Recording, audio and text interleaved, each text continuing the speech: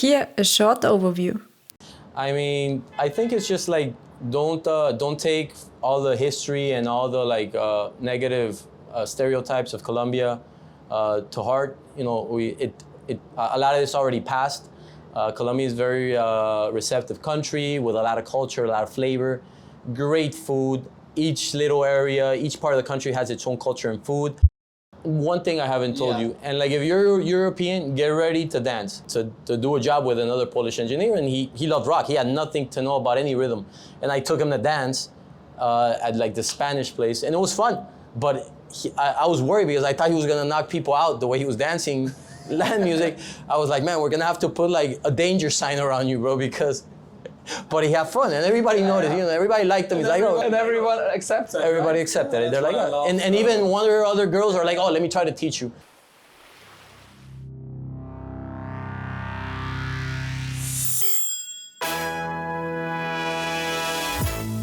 Welcome to the podcast Global Communicator. Don't believe tourists, we ask the locals. Global Communicator, the podcast.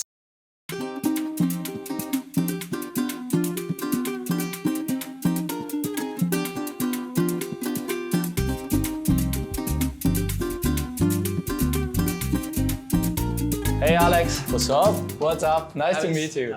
Nice to meet you too. It's not meet you, we already met. Yeah, exactly. There you go. Nice to see you again. Exactly, so many years ago. It's been like 7 years, I think. 7 years already. Yeah, bro. 2016. Yeah, European Championship in Paris, right? We met. That shit was awesome. Had a good time. Now overseas, we meet in Miami. You sent me a message. I'm like, bro, of course. Let's go out and we'll do the Miami thing one night. There you go, bro. I'm really happy that we made it, and yeah, thanks at the first for the Colombian beer here. Cheers. Cheers. How did you like it? Be honest as a German. As a German, I'm not a German, I'm Austrian. And Austrian, but very close cultures. Yeah, true. So I'm honest, it's okay. Like Bavarian beer is better. Of course, bro. I'm not sure if Austrian beer is better. We don't have the best beer, to be honest. But yeah, when we are already in honesty, honestly, we speak now honest about Colombia. Yeah, no problem. You already wear the right shirt? Well, yeah, this is my Colombian shirt. I went to the Russia World Cup with this one, so there you go. Okay.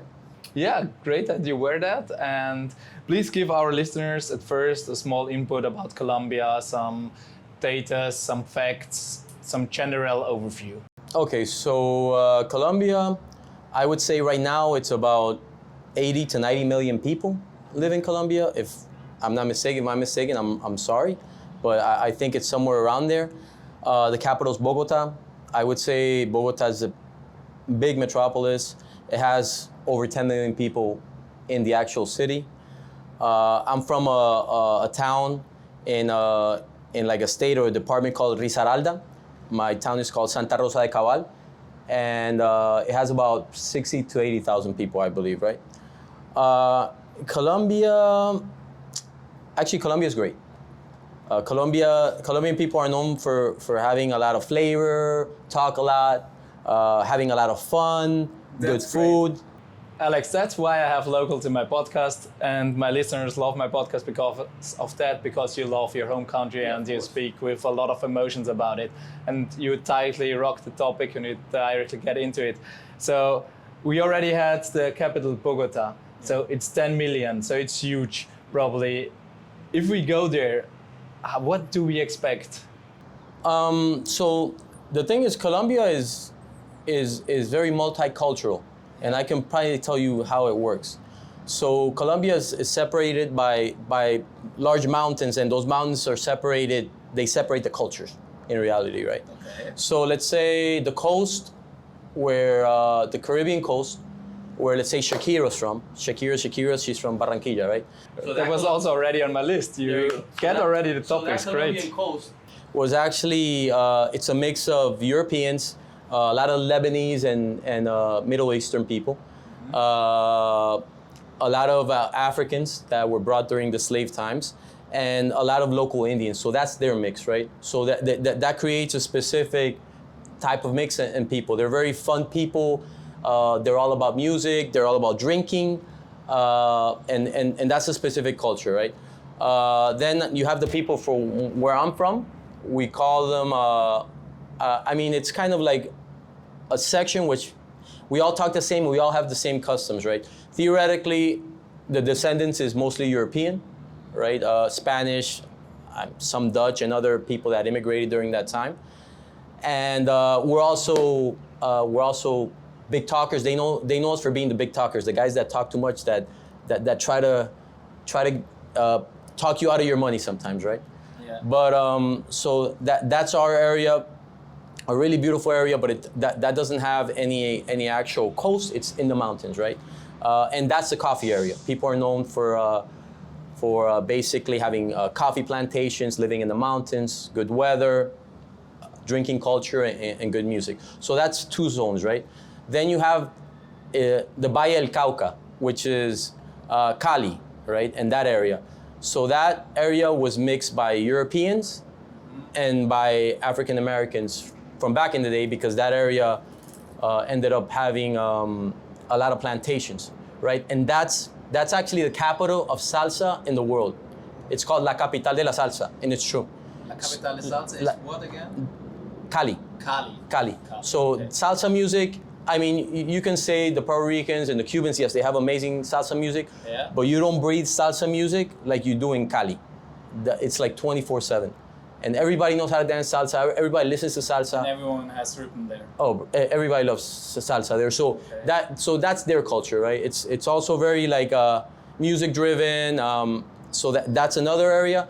And then So we already put Cali in our must-see list because I definitely make always a list of must-see in every country for my podcast. Mm-hmm. And my listeners, if they go there and travel there, they have some must-sees which they just check out when they go there. So Cali is already one of these places. Cali is a must-see because if you like salsa, that's the place to be, right? Yeah. In reality, even though you're gonna get good music everywhere around the country, but that's the place to be. And then you have other areas that are not as known, Los Llanos, and the coast on the Pacific, and then you have the capital, and we call them Rolos, right? And they are very different than us, right?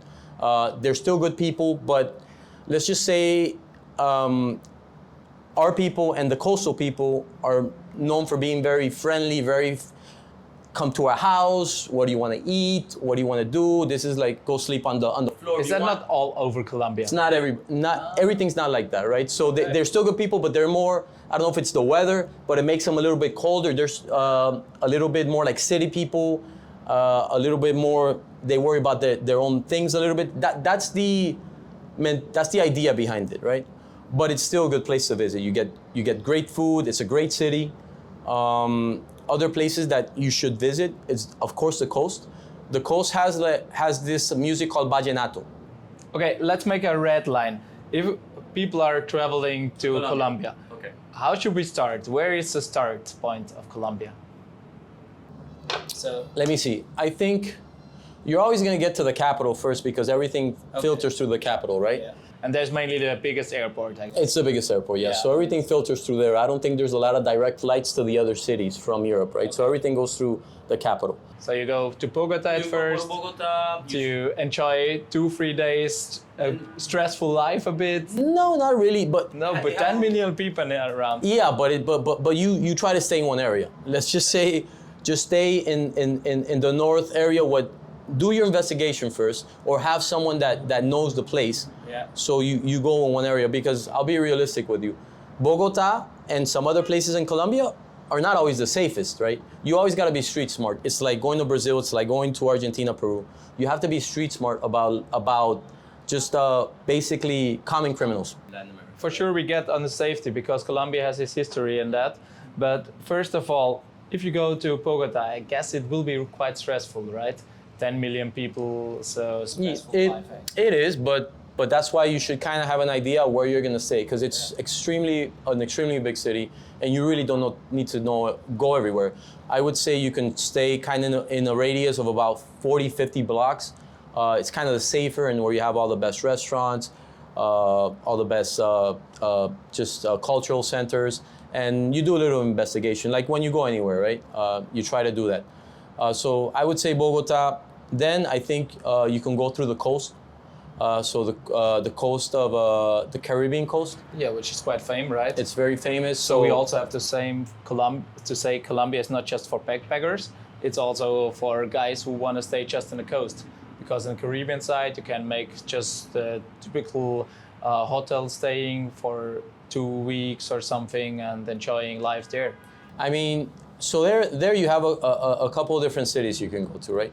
You can go to Cartagena, which is, let's say, it's a beautiful city. It's a walled city, but it's the tourist center, right? So it's fun, but it's still kind of what would you call a tourist trap, because a lot of Americans and everybody goes there, right? A lot of Europeans, but it's still a beautiful city.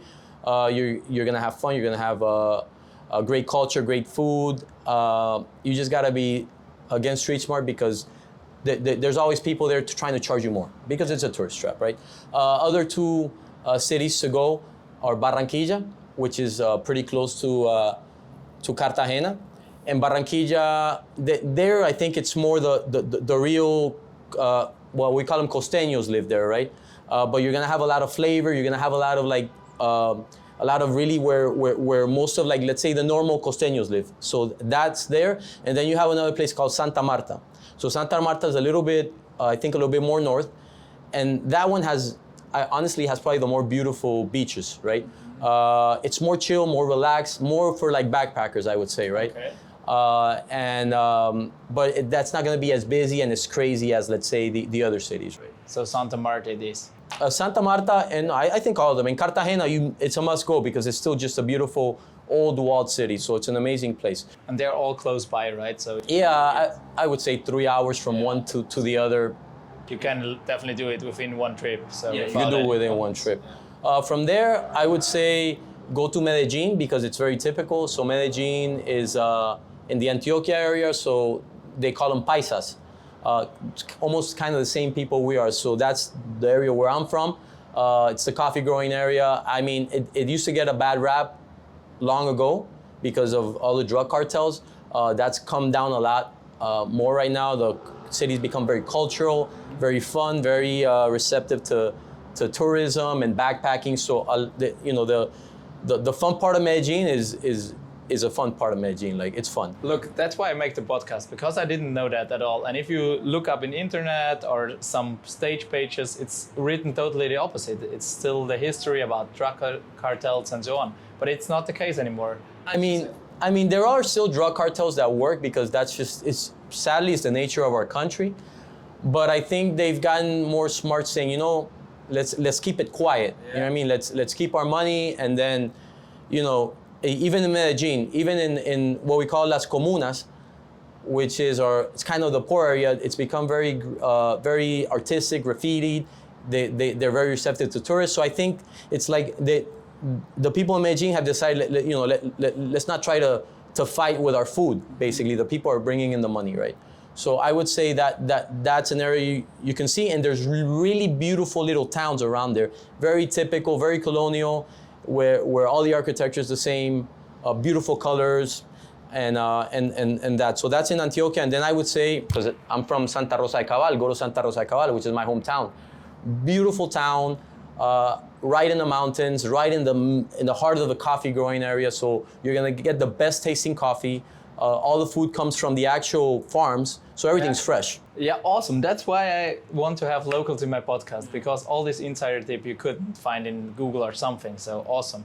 So listeners, go there, check the coffee. Santa Rosa de Cabal, and you're still gonna have fun. You're gonna have amazing local food at not an exaggerated price. The dollar and the euro are super strong right now. So you're gonna go there and you're gonna live like a king, basically, right? So that's also what I want to add afterwards. I want to ask you about the price level. So nowadays it's pretty good, because euro and dollar, even the dollar is very strong still since a long period, and so you're gonna live there pretty well. You're gonna live good. The only city that's gonna be overpriced is Cartagena, because Cartagena is like that before, it's because it's that. Even Bogota, at the price, being the capital, you can still go and eat in some of the best restaurants at prices that are in Miami would be unthinkable, right? Yeah, well, that's a high level to compare, but But yeah, still, okay. we're in places in Europe.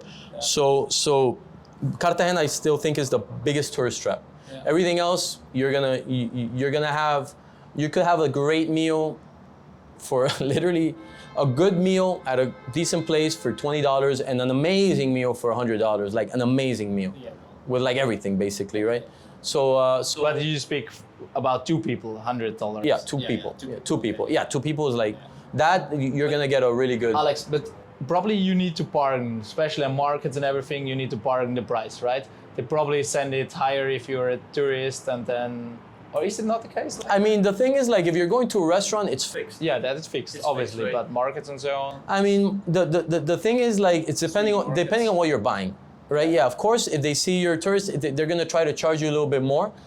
But then some people are pretty honest, and you know that's a good thing. Especially in our culture, a lot of people are very honest, and they just like seeing people go to see the culture, and it's not even about spending the money. It's about taking something back from wherever you're at, right? And because that's one thing I think from a lot of areas in Colombia, they're very proud of where they're from and the culture, and they like for other people from other countries to see it. So that's really very important. And one more thing that we do have in my area, which is El Eje Cafetero, is we have beautiful coffee towns, one called Salento. So those are things that if you Google, you're gonna see beautiful things. In our hometown, we have mountains with hot springs. We have about 3 places that hot springs come out, and they made them resorts, right? But it's up in the mountains, so it's beautiful. The weather's perfect. It doesn't get any lower than about 10 degrees Celsius, and it doesn't get any higher than about 26, 27 degrees. That's all year. So what would be actually the best season to go there? No, that's really, it Doesn't matter. it's not gonna matter. Can I go the whole year? There's no rain season, nothing. There is rainy seasons, but it's very hard to predict. Like, remember, you're in the equator, so the earth can only tilt so much. Yeah. So in those areas, it's either gonna rain more or not gonna rain more. In the mountains, it's gonna be very same temperature. Bogota, you're gonna have almost around the same temperature. You're gonna be dry, or it's not gonna be dry. But there it's a little cooler. It gets down to, there the average is more around, I would say between maybe 10 degrees and like 20 degrees all year, right? And then the coast is gonna be hot because it's on the Caribbean coast and it's on sea level. So there it's gonna be hot and humid the whole time, right? So you can go any time of the year. And the cool thing is, depending on when you go, you're gonna get a local festival, right? So like, and I'll tell you about them. Yeah, I'll tell you about them really quick. The most notable ones, right? And then we haven't gone to El Valle del Cauca, which is the capital of salsa, right? It's the same thing. You gotta have the same reservations. Go see if you like salsa, if you like music, that's the place to be. But you gotta be reserved because a little bit like Bogota, there is a lot of common criminals, and you just gotta be street smart. Like if you're going to Brazil or anywhere else, do the same thing. Festivals, right? Typical festival. A lot of festivals are in December.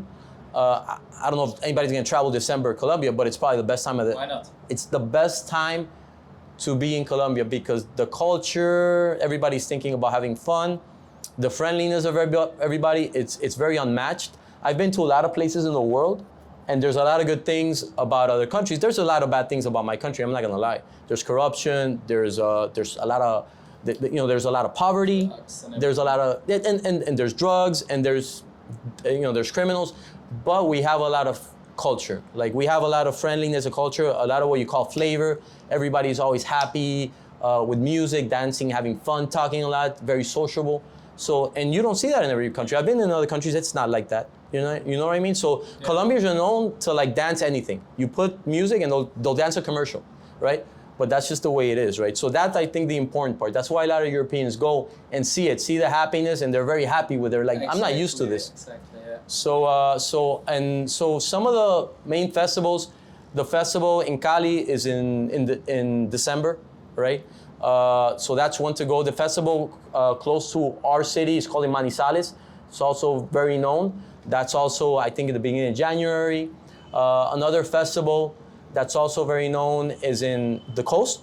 It's called Festival de Barranquilla, and that is in February. And there's another festival. What was the name again? Say the Festival de Barranquilla. de Barranquilla. And that's like a lot of dancing. Like, hey. Listeners, if you don't understand it, we have it also on YouTube, and there we will write it down, type it for you down, and you can find it directly afterwards. And then there's another one that's kind of crazy. I went there, it's insane, but like it was pretty cool. It's called El Festival del Diablo.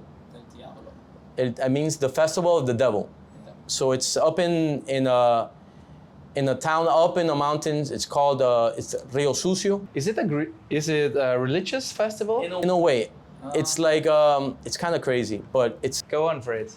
I mean, I don't even know how to explain it. It's up in the mountains in a small town, but it's at the beginning, I think, of January after Christmas and New Year's, and it's an excuse to party. Like a lot of things are in Colombia, right? But also there's like this big devil that they move all around the town, and everybody's drinking and partying, and at the end, the devil comes in front of the church, and I don't know exactly what the religious thing is. At that point, we are all drunk, but it's very fun. It's very fun, and it was full of Europeans when I went. I remember when I went. It's funny because to get there, it's very hard because it's not an easier place to get to. You got to go to like one of the main cities to get like a bus that takes you up there 3 hours. When I went, I didn't even notice, and everybody takes liquor on the bus to get up there, right? So they're drunk by a fun ride. Yeah. When I thought we were the only ones drinking, when I noticed, it was half of like Europe was in there, backpacking, and everybody drank, everybody met each other, everybody had a good time. So people end up just taking like sleeping even on the streets because there's not enough places to sleep, right? So that's a unique one too. But there's a lot of different things to do. But that's already good. Do you want to call that as your secret tip to our listeners, or do you have something special which you can't find on Google, which is really? Oh, let me see, man. That's the thing is, being Colombian, I think there's a million good things to do, right? Yeah. I think honestly, we already have hundreds. Yeah. No, I think a secret is being there around Christmas time, because you're not gonna live it.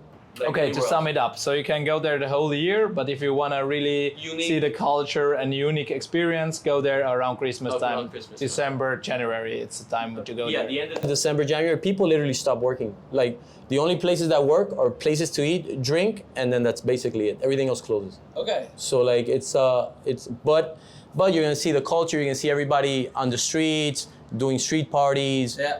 Like decorating their blocks and having family parties, and it's a unique situation, right? So that I think is, I haven't lived something like that anywhere else. Awesome. So we have already cultural things. We have already cities to go. We have already the coast side, which you also called us some secret things that you shouldn't go when the tourism is really high and everything. So that's pretty cool already. One thing I haven't told you, and like if you're European, get ready to dance because someone's gonna pull you out. So don't act like you're not gonna do it, because there's someone that's gonna say, okay, that's a European guy or girl. Yeah. And if you're single, you're gonna get pulled out to dance one way or another. That's just the nature of the beast. Okay. Wherever you go, that's how it is. Is it also well, it's just a saying. I never have been to Colombia. I went to Central America, to South America. So I have idea in my mind, but I'm not sure if it's the same. Is it with blonde girls also really the same, that really guys are running on them and they have more hard time if they're not in a group? Wait, what do you mean? See, I think we're having like the language barrier here. So no. What do you mean? So exactly. When all in a bar, like a blonde girl is there and all the guys are trying to... No, I mean, guys, look, Latin people are just Latin people. They're gonna try no matter what. Right, but if they see something more unique, what's the saying? Nobody's a prophet in their own land. So anybody that looks unique in one area is gonna be like, the novelty, basically, right? So yeah, it's gonna happen. We have blonde girls and blonde guys, but yeah, if they're there and you can tell where you're not from, like when you're not from there, people are gonna go hit on them, of course, yeah. Yeah, of course. That's just the way it is.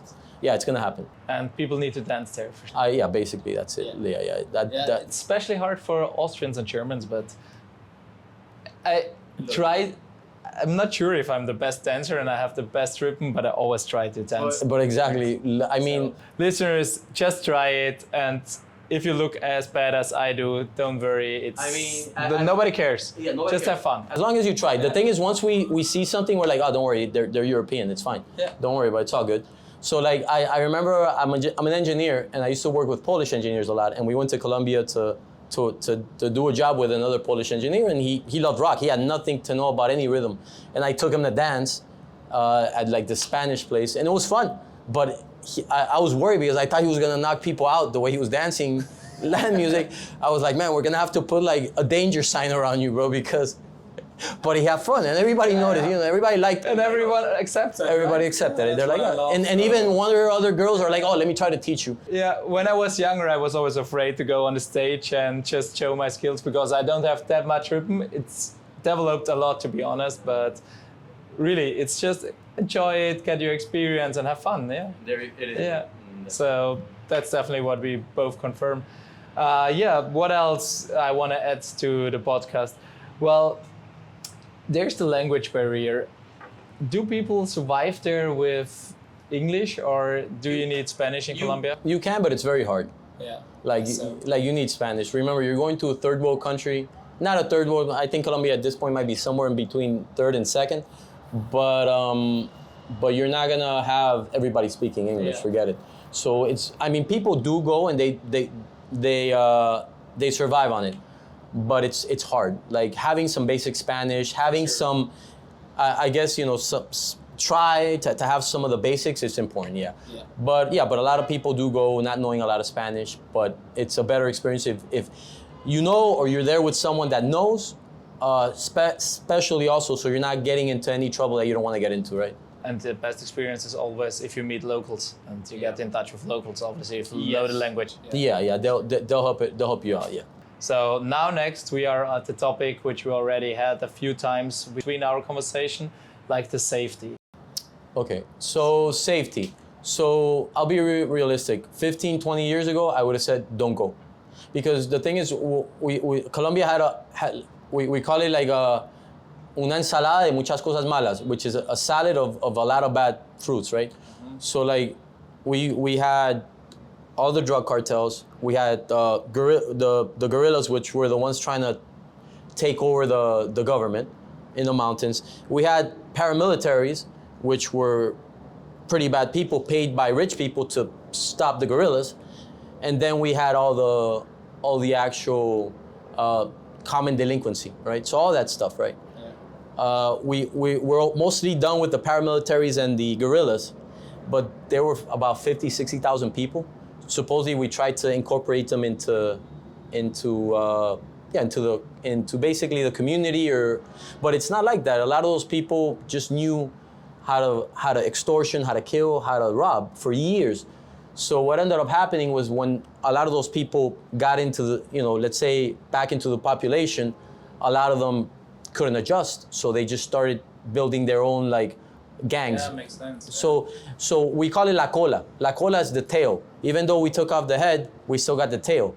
Yeah. And that's gonna take a while to get off. So that's a little bit what's happening in Colombia. You got a lot of common delinquency basically, and just kind of like bandas criminales, which is our bands that are just that do criminal activity, move drugs, control the drugs, coming here, basically probably still extortion and rob. But that's a little bit kind of what happens in Brazil, what happens in Argentina, what happens in Peru. So it's just being street smart about things, right? But I think it's become a lot more common for tourists to go to Colombia and a lot of backpackers.